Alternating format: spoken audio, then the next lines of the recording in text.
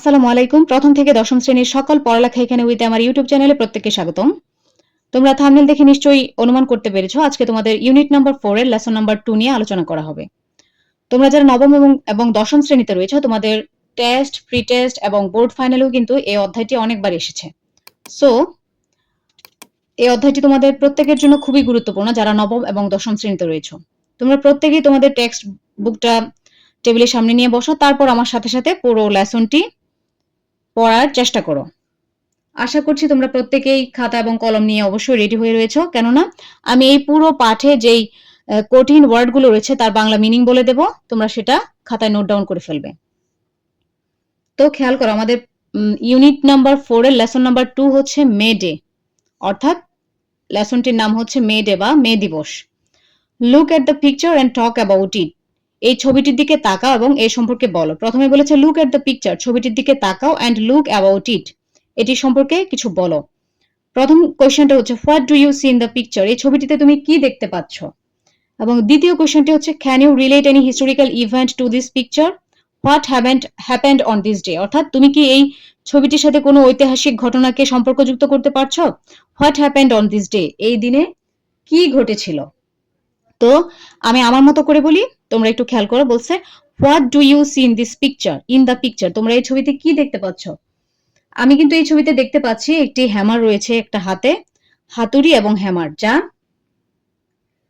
মে দিবসকে আলোকপাত করে একটি শ্রমিকদের একটি প্রতিকৃতি। এটি শ্রমিকদের একটি প্রতিকৃতি, মে দিবসকে আলোকপাতকারী একটি ছবি এটি। আর তারপর বলেছে can you relate any historical event to this picture, এই ছবির সাথে কি তুমি কোনো ঐতিহাসিক ঘটনা সম্পর্কযুক্ত করতে পারছো। What happened on this day, এই দিনে কি ঘটেছিল। তো এই ছবিতে আমরা দেখতে পাচ্ছি শ্রমিকরা তাদের ন্যূনতম যে অধিকার অর্থাৎ যে রাইটটা রয়েছে তা প্রতিষ্ঠার লক্ষ্যে যে সংগ্রাম এবং ত্যাগের ইতিহাসটা গড়েছিল সেই সম্পর্কে কিন্তু আমরা এই ছবিটা দেখেই প্রথমত বুঝতে পারছি এটা মূলত শ্রমিকদের একটা প্রতিকৃতি। দেন সেকেন্ড কোয়েশ্চেন অনুসারে আমরা বুঝতে পারছি কি এটি হচ্ছে শ্রমিকদের যে 1886 সালের 1 মে শ্রমিকদের কর্মঘণ্টা কমানোর দাবিতে যেই একটি ঘটনা ঘটেছিল তারই আলোকপাত করা হয়েছে এখানে। সো আমরা পুরো প্যাসেজটি পড়ার মাধ্যমে এই সম্পর্কে কিন্তু জানতে পারবো। তো চলো শুরু করি। রিড দ্য টেক্সট, টেক্সট মানে কি এই পাঠ অংশটি পড়ো, and answer the questions that follow, এবং এই পাঠ অংশটি পড়ার পর যে কিছু প্রশ্নের কোয়েশ্চেন রয়েছে সেগুলোর উত্তর দেওয়া যাবে এবং এই ফিল ইন দ্য গ্যাপস অর্থাৎ এই শূন্যস্থানগুলো পূরণ করা যাবে। তো চলো শুরু করি। May Day or international workers day, মে দিবস অর অথবা ইন্টারন্যাশনাল আন্তর্জাতিক workers day is observed on May 1 all over the world today to commemorate the historical struggle. Historical মানে কি, commemorate মানে স্মরণীয় করা, to commemorate মানে স্মরণীয় করতে, the historical struggle ঐতিহাসিক সংগ্রাম, and sacrifices ত্যাগ of the working people to establish an 8-hour work day। মূলত আজকের এই মে দিবসের অর্থাৎ মে মাসের 1 তারিখে শ্রমিকদের 8 ঘন্টা কর্মদিবস প্রতিষ্ঠার দাবিতে যেই হিস্টোরিক্যাল ঐতিহাসিক সংগ্রাম এবং ত্যাগটা করা হয়েছিল তাদের কর্মঘণ্টা 8 ঘন্টা করার দাবিতে, সেই জিনিসটাকে কমেমোরেট মানে স্মরণীয় করে রাখতে মূলত মে দিবসটা পালন করা হয়। আমি আবারও বলছি লাইনটা, তোমরা একটু খেয়াল করো।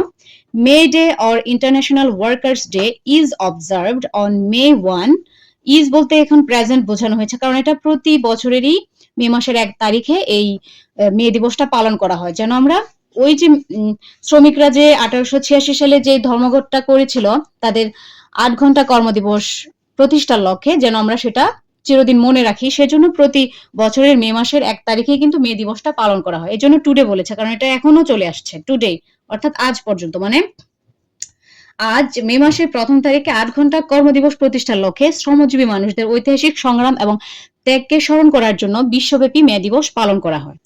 It is a public holiday in almost all the countries of the world, অর্থাৎ it is a public holiday, এটা হচ্ছে একটি সরকারি ছুটির দিন, in almost all the countries প্রত্যেকটা দেশে of the world মানে বিশ্বের প্রতিটি দেশেই এটি একটি সরকারি ছুটির দিন হিসেবে বিবেচিত হয়ে থাকে কিন্তু। দেন পরের অংশটা খেয়াল করো। Since the Industrial Revolution, আমরা কি জানি ইন্ডাস্ট্রিয়াল রিভলিউশন মানে হচ্ছে শিল্প বিপ্লব, রিভলিউশন মানে হচ্ছে বিপ্লব এবং ইন্ডাস্ট্রিয়াল মানে হচ্ছে শিল্প। সিন্স মানে হচ্ছে থেকে, since the industrial revolution in the 18th and 19th centuries in Europe and the US, the workers in mills and factories had been working a long shift, 14 or even more hours a day. মানে যখন Europe এবং আমেরিকায় শিল্প বিপ্লব ঘটেছিল, আমরা কি জানি Europe এবং আমেরিকা 18 এবং 19 শতকে কিন্তু শিল্প বিপ্লব হয়েছিল। কিভাবে শিল্প বিপ্লব হয়েছিল? সেই পিরিয়ড অর্থাৎ সেই টাইমে স্পেশালি 18 থেকে 19 শতকে কিন্তু ইউরোপ এবং আমেরিকায় প্রচুর যন্ত্রপাতির আবিষ্কার হয়েছিল এবং তাদের কলকারখানা এবং ফ্যাক্টরিগুলোর বিকাশ ঘটেছিল তখন। এজন্যই ইউরোপ এবং আমেরিকাকে কেন্দ্র করে বলা হয়, অর্থাৎ এই ইন্ডাস্ট্রিয়াল রিভলিউশনের সময় কিন্তু অর্থাৎ 18 এবং 19 শতক ইউরোপ এবং আমেরিকায় প্রচুর মেশিনারিজ অর্থাৎ যন্ত্রপাতি আবিষ্কার হয়েছিল এবং অনেক কলকারখানাও প্রতিষ্ঠা হয়েছিল। এবং সেই সময়ই যখন শ্রমিকরা ওই কলকারখানায় কাজ করতে গেল, তাদেরকে কিন্তু 14 ঘন্টা বা তারও বেশি সময় সেই কলকারখানায় কাজ করতে হতো, যা তাদের জন্য খুবই কষ্ট করছিল। কিন্তু সেই অনুসারে কিন্তু তারা ন্যায্য মজুরিটা পেত না। এই কারণেই মূলত তারা এই ধর্মঘটটার আর দাবিতে তাদের 8 ঘন্টা কর্মদিবসের দাবিতে নেমেছিল। আমি আবারও লাইনটা পড়ছি, তোমরা ভালোভাবে খেয়াল করো। সিন্স দ্য ইন্ডাস্ট্রিয়াল রিভলিউশন, ওই যে শিল্প বিপ্লবের সময় in the 18th and 19th centuries, 19 এবং 18 এবং 19 শতকে in Europe and the US, Europe এবং আমেরিকায়, the workers in mills and factories, mill এবং কলকারখানার শ্রমিকরা had been working a long shift 14 or even more hours a day, অর্থাৎ প্রতিদিন তারা 14 ঘন্টা বা তার বেশি সময় ধরে কলকারখানায় কাজ করত। আর এই যে তাদের এই 14 ঘন্টা বা এরও বেশি সময় কর্ম দিবস ছিল, তারই দাবিতে কিন্তু তারা মে দিবসটা, তারা ওই মে ডেটা পালন করেছিল। অর্থাৎ মে মাসের 1 তারিখে কিন্তু তারা ওই ধর্মঘটটা ডেকেছিল, অর্থাৎ তারা তাদের কাজ স্টপ করে দিয়েছিল এবং তারা তাদের দাবিতে বলেছিল যে তারা 14 ঘন্টা বা তার বেশি সময় ধরে কাজ করবে না, তাদেরকে ন্যূনতম 8 ঘন্টা কর্মদিবস রাখতে হবে এবং ন্যায্য মজুরি দিতে হবে। আমি পরের অংশে আবার যাচ্ছি, তোমরা খেয়াল করো এবং খুব মনোযোগ দিয়ে খেয়াল করো। প্রত্যেকটা হার্ড ওয়ার্ডের তোমরা মিনিংগুলো কিন্তু খাতায় নোট করে নিবে। আশা করছি তোমরা অনেক উপকৃত হবে। এবার খেয়াল করো, অন মে 1st in 1886, আমি যে প্রথমে বলেছিলাম 1886 সালে কিন্তু মে দিবসটা প্রথম পালন করা হয়েছিল।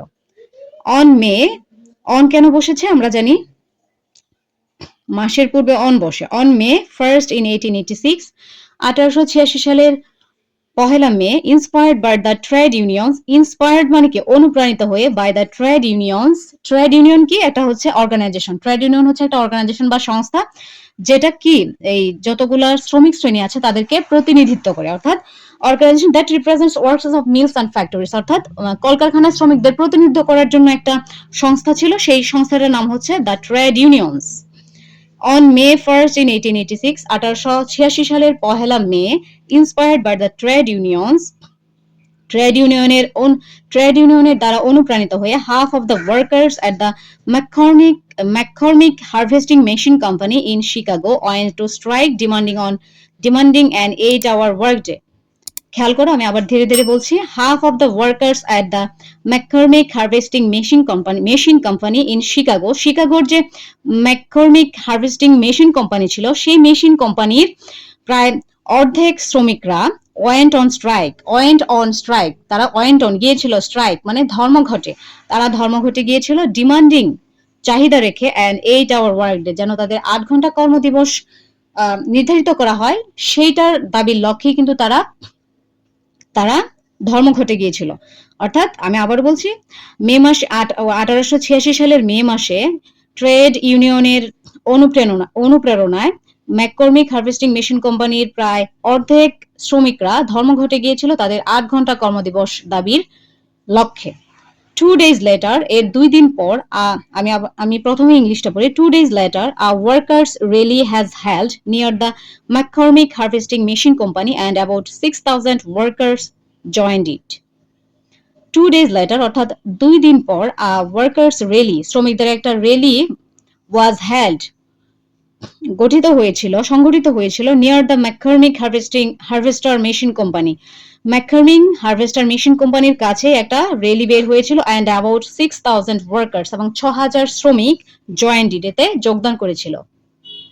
দ্য র্যালি ওয়াজ অ্যাড্রেসড, রেলিটি পরিচালিত হয়েছিল। অ্যাড্রেসড মানে কি পরিচালিত হওয়া, বাই মানে কি দ্বারা। যখন কোনো ব্যক্তির দ্বারা কোনো কিছু পরিচালিত বা সংঘটিত হয় সেক্ষেত্রে কিন্তু আমরা বাই ইউজ করি, এখানে বাই ইউজ করেছি। The rally was addressed by the labour leaders, অর্থাৎ শ্রমিকদের যে নেতা ছিল, কয়েকজন শ্রমিকদের কয়েকজন নেতার সমন্বয়ে কিন্তু এই রেলিটি পরিচালিত হয়েছিল। দে আর্জ মানে কি অনুরোধ করা। দে বলতে ওই যে শ্রমিক নেতারা ছিল তারা অনুরোধ করেছিল দ্য ওয়ার্কার শ্রমিকদেরকে টু স্ট্যান্ড টুগেদার।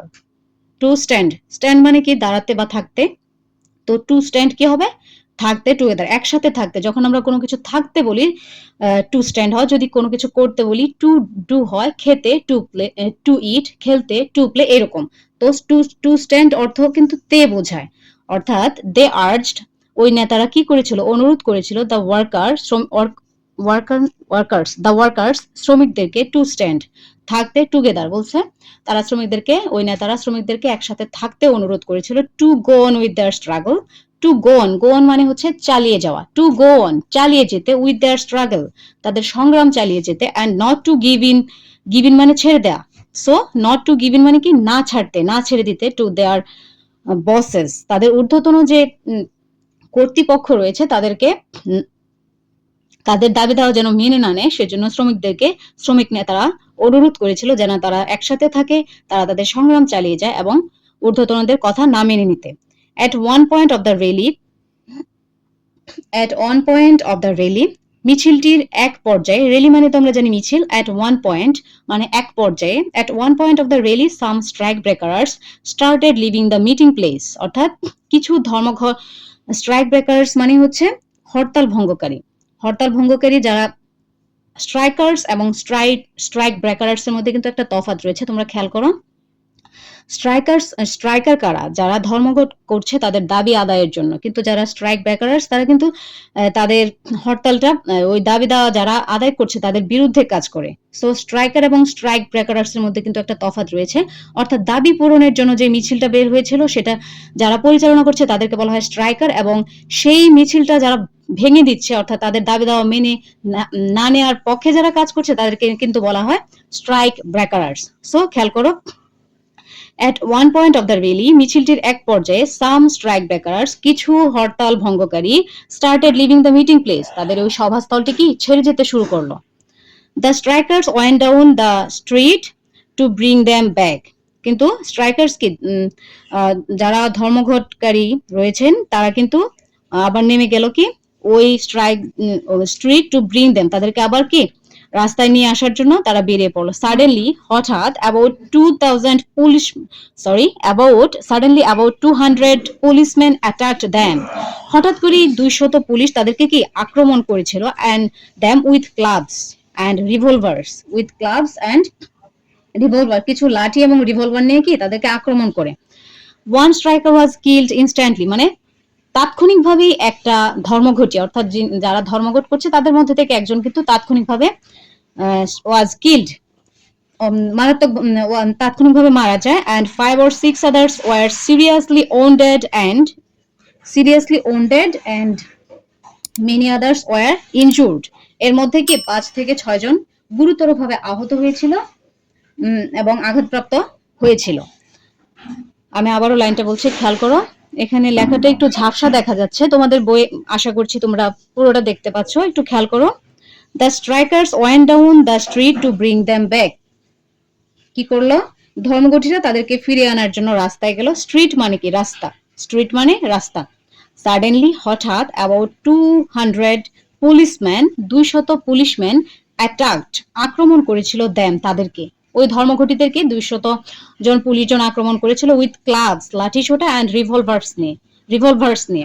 এবং লাঠি নিয়ে তাদেরকে কিন্তু আক্রমণ করেছিল, যার ফলশ্রুতিতে কিন্তু একজন ধর্মঘটী মারা গিয়েছিল তাৎক্ষণিকভাবে ওইখানেই ইনস্ট্যান্টলি ওইখানে মারা গিয়েছিল, এবং 5-6 জন গুরুতরভাবে আহত হয়েছিল, অর্থাৎ 5 or 6 others were seriously wounded and many others were injured, এবং অনেকেই গুরুতরভাবে আঘাতপ্রাপ্ত হয়েছিল।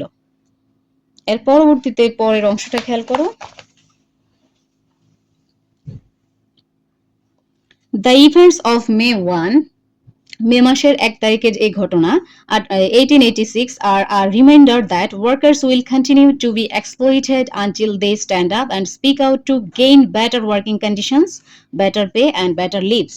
খেয়াল করো, আমি আবারও বলছি, দ্য ইভেন্টস অফ মে 1, 1886 অর্থাৎ 1886 সালের যে মে মাসের 1 তারিখের ঘটনাটি, এটা কি করে আর রিমাইন্ডার, আমাদের জন্য কি একটা রিমাইন্ডার হিসেবে কাজ করে দ্যাট যে workers will continue to be exploited, এই শ্রমিক শ্রেণীরা কিন্তু কি শোষিত হতে থাকবে আনটিল যতক্ষণ না পর্যন্ত দে স্ট্যান্ড আপ, তারা কি দে স্ট্যান্ড আপ, তারা তাদের অধিকার আদায়ের জন্য দাঁড়ায়, and speak out to gain better working conditions, এবং যতক্ষণ পর্যন্ত না তারা তাদের দাবি আদায়ের লক্ষ্যে দাঁড়াবে এবং কথা বলবে তাদের বেটার ওয়ার্কিং কন্ডিশনস, উন্নত কাজের পরিবেশ, বেটার পে, উন্নত অর্থাৎ আগের চেয়েও বেটার পে, উন্নত মজুরি অ্যান্ড বেটার লিভস, তাদের উন্নত জীবনযাপনের জন্য। দ্য ইভেন্টস অফ মে অর্থাৎ 1886 সালের 1 মের ঘটনাগুলো কি আমাদেরকে মনে করিয়ে দেয় যে শ্রমিকদের উপর শোষণ চলতেই থাকবে যতক্ষণ না পর্যন্ত তারা রুখে দাঁড়াবে এবং উন্নত কর্মপরিবেশ, মজুরি ও জীবনযাপনের জন্য দৃঢ় কণ্ঠে কথা বলবে। তো আশা করছি তোমাদের পুরো প্যাসেজটা পড়ার মাধ্যমে, এই মে দিবসের যে প্যাসেজটা, এটা পড়ার মাধ্যমে তোমরা কি এই মে দিবসের ঘটনা সম্পর্কে জানতে পেরেছো, এবং এই যে প্রথমে যে দিয়েছে look at the picture and talk about it, এই প্রশ্নগুলোর উত্তর দিতে পারবে, এবং এই প্যাসেজের পরিপ্রেক্ষিতে তোমরা এই যে এখানে 4টা কোয়েশ্চেন রয়েছে, কোয়েশ্চেনগুলোর অ্যান্সার দিতে পারবে, এবং এই যে শূন্যস্থানগুলো রয়েছে এগুলোর অ্যান্সারও দিতে পারবে। তো আমি পরবর্তী কোনো ভিডিওতে আশা করছি এই তোমরা এই কোয়েশ্চেনগুলোর এবং ফিল ইন দ্য গ্যাপস অর্থাৎ এই শূন্যস্থানগুলোর অ্যান্সারও পেয়ে যাবে। আমি ভিডিওটা লং করতে চাচ্ছি না, তাই তোমাদেরকে এখনই এগুলোর সলিউশন দিচ্ছি না। তোমরা পরবর্তী ভিডিওতে এই মে ডে রিলেটেড যে টেক্সট বুকের কোয়েশ্চেনগুলো রয়েছে এবং ফিল ইন দ্য গ্যাপসগুলো অর্থাৎ শূন্যস্থানগুলো রয়েছে এগুলোর অ্যান্সার পেয়ে যাবে উইথ এক্সপ্লেনেশন, অর্থাৎ ব্যাখ্যা সহ তোমাদেরকে আমি অ্যান্সার দেওয়ার চেষ্টা করব।